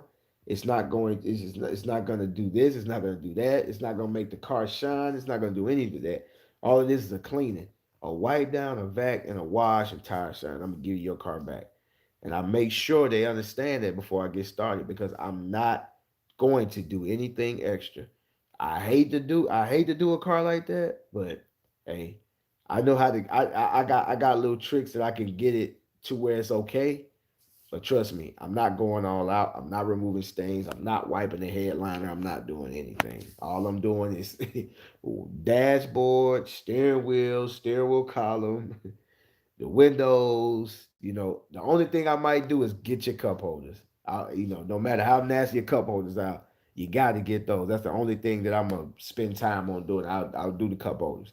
Other than that, I'm not doing nothing else. I'm giving you your car back, and I'm getting my money, and I'm out of here. And I used to be like that, but over time you get tired of that because what happens is people will take advantage of you. They will take advantage of you and they'll keep doing it and keep doing it and keep doing it.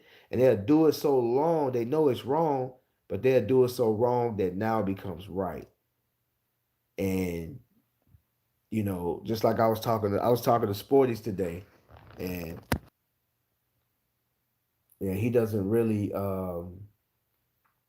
like go into deep detail with people he. Yeah, so he said first you tolerate it, and then after you tolerate it for so long, it's just like hitting the accept button. You went from tolerating something to it accepting it. And you're gonna keep doing it and keep doing it and keep doing it. And I'm telling you, man, I used to do some filthy vehicles. And that person, I mean, it's hot outside. I mean, in my group washes, oh my God. It's hot, blaze. They see that you got about 4 or 5 cars, maybe more, sitting over there that you got to get done. They see that you've already done about 4. They pull up, you look in that car, it's filthy, filthy. And guess what? I went up like maybe 10, and that was enough. That was enough to get them to stop coming. You see? But I'm out, man. Go through the nose to get to the yeses, man. And if you guys are not joined up with the new wave, go ahead and join today. It's Facebook. Just go to Facebook, type in New Wave by ANA. Go ahead. It's going to ask you why you want to join. Type in why you want to join. I'll approve everybody. Hope to see y'all there. See you guys in the future. Shouts out to the new wave. Peace.